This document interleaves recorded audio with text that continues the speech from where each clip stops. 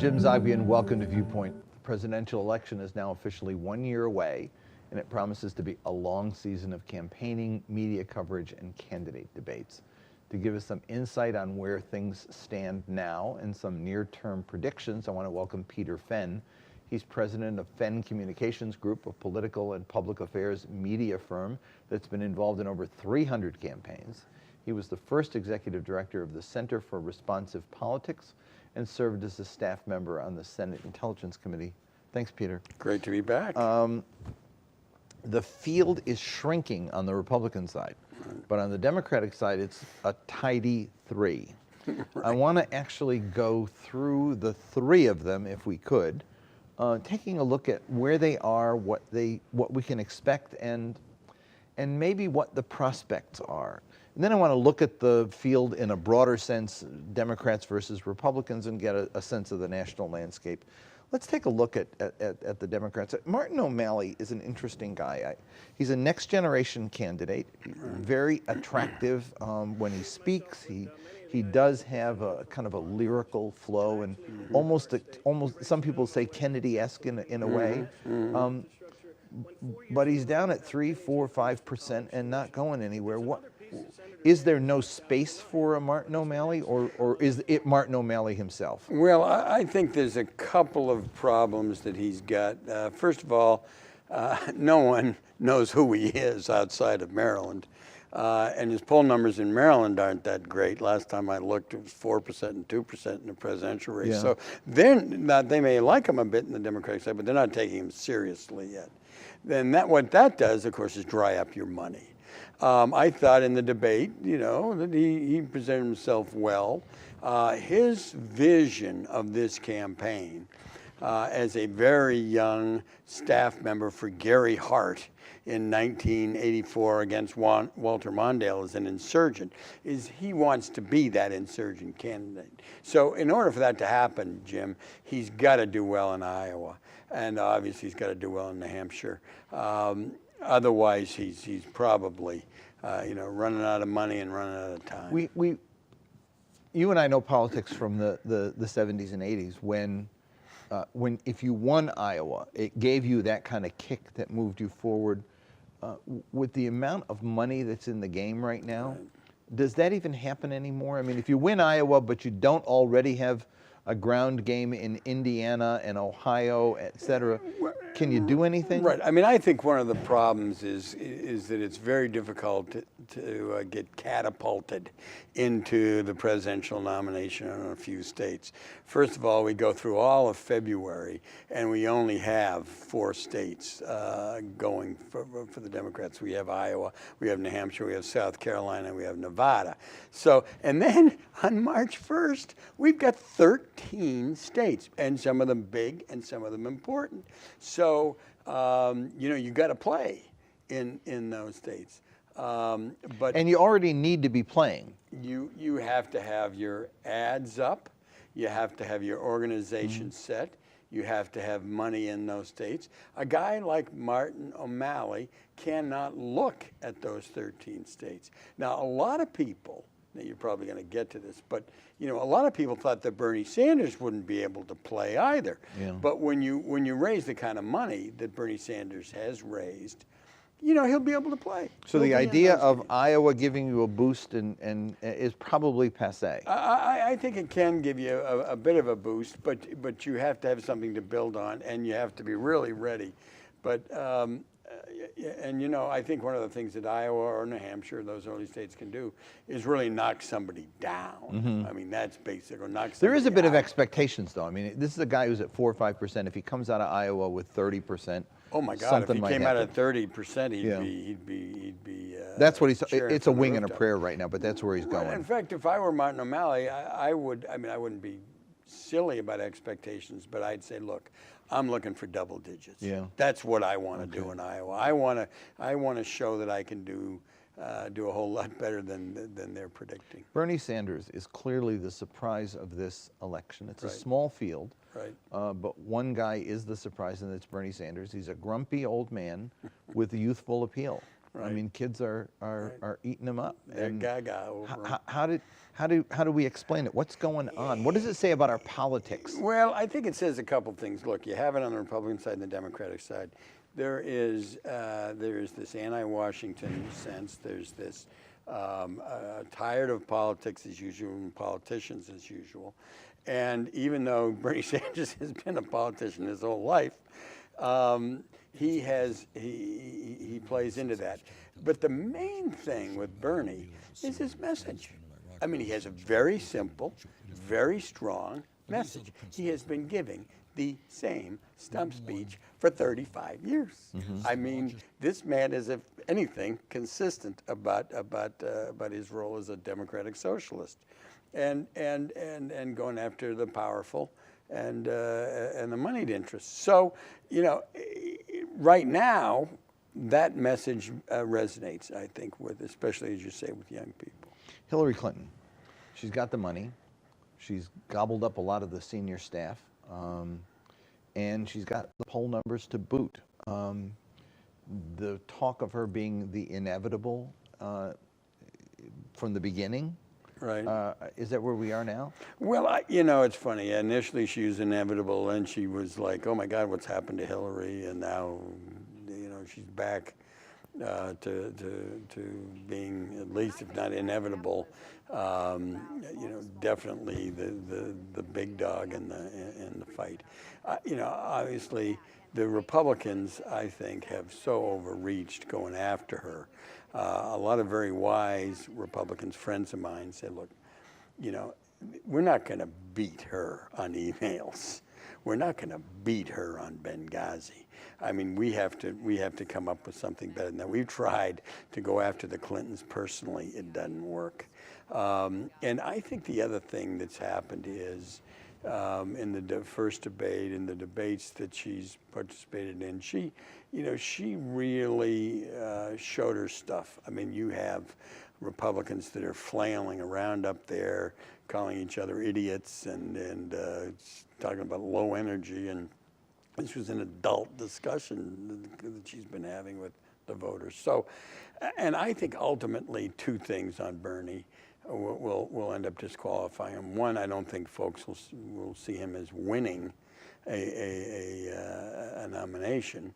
Worried about that, and winning a general election. And they're very nervous about it. So that puts Hillary out front. And the second thing is, who would make the better president? I mean, who has, you know, what it takes to run the country? And I think that what she's shown these last few months is that she really has gravitas and would make a strong What can candidate. happen to derail her? There is the email thing, which Right. whether Republicans should have raised it or left it to the Justice Department is a different question. But there are some issues out there that continue to haunt her. Right. Can any of them harm her campaign? I think certainly. I mean, I think you've got the FBI looking into the classification of some of these documents.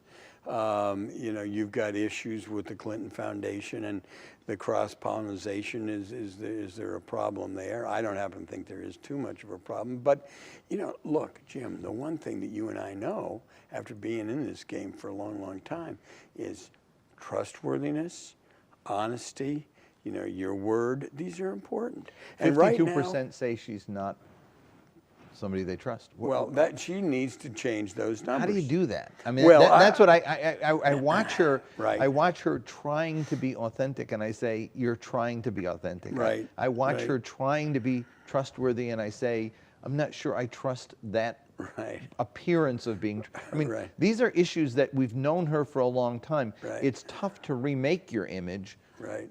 when everybody knows you. And I do think, look, it's like the anti-Obama feeling that has been out there for 8 years. Some of this stuff in this kind of polarized situation is going to stay. Now, you know, you don't want 52% of the people going to the voting booth thinking that.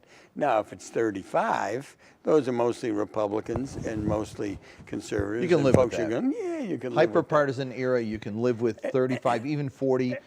But when the majority, that's a problem. No, it's a problem, and I think they recognize it as a problem. And I think that one of the things that a lot of us urged was, don't do the bunker mentality anymore. I mean, that doesn't work. It didn't work very well early on. When she did the very best in her first campaign for the Senate in New York, she got out there. So she's been on these, these late night shows. She's gone on the Sunday shows. She should do more of it. Some of it was very painful. She had to sit there and, and meet the press and take questions on emails for 18 minutes or whatever it was. And, do you like doing that? No. Do you want to talk about the issues you think American people care about? Yes. But at the end of the day, it's like, okay, there's a ring of fire. You got to run through it. Biden is out. Right. Is there anybody who can still get in? Is there any way that the sort of the contours of this race changes, or are these the three candidates and we're now off to the No, the I final? think we're kind of off to the races. Okay. Part of the problem is that the filing deadlines come very quickly. They're putting together your delegate slates, as you know. So, the fall, if you're not really into this race before the New Year starts, you need 2,200 and some delegates to win this And thing. she's got a chunk already. Well, she's got a chunk of super delegates, and she's got a chunk of supporters. And if you haven't gotten in, you're going to lose right off the bat 400 So delegates. if O'Malley does well in Iowa, Right. and Bernie, who was leading, let's look at these numbers right now, because we've got the numbers to look at. In Iowa, this is Hillary Clinton, 62, and Bernie 31, and Martin O'Malley 3%. He has not cracked the threshold of visibility in Iowa. Right. We go to New Hampshire, where Bernie was leading in almost every poll, and some of them rather substantially. Now it's Yeah, this is still Iowa, but we're still in Iowa. There's another Iowa poll with Right. her doubling, Right. O'Malley looking a little better, but basically it's a Clinton state. And Lessing is out now. And then if you go to New Hampshire, you got Clinton now edging out Sanders. But if Sanders does happen to pull off New Hampshire, by the time you get to South Carolina, it's an entirely different story. Right. And that is going to be a Clinton state. Right. Long history. I mean, she smothers everybody, but there's a lot undecided down there. Yep. It looks to me like inevitability is what we're talking about. Well, the other thing is that you get into different demographics. You go from lily white states, basically, like Iowa and New Hampshire, into states with significant and that's a lot of the March 1st Super Tuesday states. Absolutely. Yeah, a lot of the Democratic electorate is African American, and they're Right. going to vote for the Democrat if they're inspired to go. I mean, which is the other thing. That is always an issue. And one of the things is, we know in 2008, the turnout models in the Iowa caucuses were all wrong. And because of the enthusiasm that Barack Obama brought to that campaign, he won the Iowa caucuses because folks came out for him. I do not think that you can underestimate the enthusiasm that Bernie Sanders folks have. I mean, I think because a lot of the people polled Right. are people who've gone to previous caucuses, and Bernie and Martin claims as well that they're bringing out new people. So exactly. we may get a surprise. Look, folks with less hair and a lot of it white or graying find it a little bit more difficult to go out in the middle of a snowstorm to an Iowa caucus than to the 22-year-olds. Been there and done that. That's right. Listen, going forward, Carly Fiorina Right. says, I'm Hillary Clinton's worst nightmare. Is she? No. I tell you, I think Who is the Republican that Democrats need to be most this concerned is very, very tricky. At the moment, in the fall, as you're going into next year and things are beginning to shake out, you've got somebody like Marco Rubio who's rising up a bit, partly because he's articulate as all get out. He does his homework. You know, he serves on the Foreign Relations Committee, understands some foreign policy, which a lot of these folks don't. He served as Speaker of his House in Florida. And his message is the John Kennedy message, to be honest. His message is new generation of Americans. You know, we're ready for the future.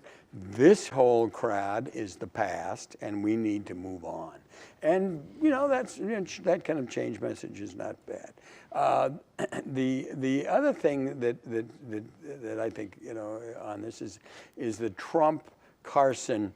Are they going to stick with them? Are they going to hold, or will they abandon those folks? From the very beginning of this contest, when they started polling and Fiorina was doing a little better, what's been consistent in the polls is more than 50% of Republican voters supporting somebody who's never held elective office and who's running against the establishment. Right. And the numbers are still there. It's Trump. Trump 28, Carson 26, Yeah, or Carson half, 28, right. Trump 26. It's over half. Right. What does that say about the politics? If you've got Bernie Sanders on the one side Right. against big Right. money and the Right. billionaire class, and on the other side you've got against politics and politicians Right. across the board, this is a strange climate. It's a very strange climate. Also, you have what I call the entertainment tonight factor in the Republican side, the Hollywood Squares factor, right? I mean, here are these guys. You know, look, 24 million turn into the first debate, 23 million turn into the second debate. Even, you know, everybody poo-pooed the debate a while back with the CNBC. That was 14 million people. Those are big numbers. Who probably didn't know CNBC existed. They couldn't find it on the cable box. Yeah. But, you know, this is partly because it's entertainment tonight. Now, Do they vote? That is a real interesting question. And I tell you, if you look at the history of the United States, once people kind of push comes to shove, they think, wait a second, I'm voting for the most important job in the world. This is a very personal vote for me. I may have liked these guys, found them interesting, found them stimulating, but good grief, I'm not going to vote for them. That's the Fiorina problem, that's the Carson problem, and that's the Trump problem. Here's the problem, though. I'm going to take it one step further, Right. and that is I'm talking to some of these Trump people, and what you just made was a very rational assessment. It's the most important job in the world. Who do I want running it? Right. These are people who are mad. Right. I don't mean insane mad. I mean just angry. Right. Not trusting. Right. And they look at Trump and Carson. Right. Different personalities. Right. But they say they share my anger. Right. And it's a screw you vote. Pardon my French. Right. But that's. Right. I wonder if it can be sustained. Right. We're still early. Right. But this is not a situation where people are making the most rational choice. You know, I agree with that. And I think one of the great ironies of this is if you listen to Republicans and conservatives and over the last 8 years, they have bitched and moaned, pardon my French, about Barack Obama. You know, he was first-term senator, hardly got his feet wet. Here's this guy who came into the Oval Office totally unprepared, unqualified. And then they're going to turn around and put a Ben Carson or Donald Trump, or for that matter, a Carly Fiorina in there. It's sort of astounding to me. And we have had, other than generals, we have had only 2 presidents in our history who had not held elective office. Both of them, Taft and Hoover, had very responsible positions, Secretary of Commerce for Hoover and Governor of the Philippines for Taft, and were very well-respected, solid guys. We've had some run. Wendell Willkie ran against Franklin Roosevelt in 1940 and became an exciting candidate for a while. But we, you know, and you may be right. I mean, it may be a funny year, and it may be the kind of year where we would throw all the bums out. And, you know, I don't care that they don't have any experience. But I think, end of the day, if you have a Hillary Clinton against a Fiorina, a Trump, or a Carson, this race is over. I mean, I do not think people are going to go there. And the debates that they'll watch and the campaign that they'll see will show, you know, when Ben Carson didn't know what the debt limit was in an interview with NPR, I mean, you know, it's like, whoa, wait a second. Yeah, but I agree with you. I'm not sure we necessarily get there in the sense that Right. Christine O'Connell beat Mike Castle, who was Right. probably the one of the most experienced, most sensible and thoughtful Republican member of Congress for a Right. long time, sitting under Joe Biden. The Right. seat opens up, he runs for it, Right. and this woman who was basically a freak show. She said she beat him. wasn't a witch, remember? I'm not a witch. And, She had to do it. and I'm looking right now at the degree to which this mindset has Right. taken hold in the Republican Party, and I wonder if there wasn't a place for a John Huntsman, a John Kasich. Right, It doesn't right. seem to get any traction. Does that mindset at some point change, or does it crack This and is allow a you know, reasonable candidate to come that, forward? That question is really one of the fundamental questions I think we're going to be dealing with in this election cycle. Good, friendly Republicans of mine who are conservative but pragmatic.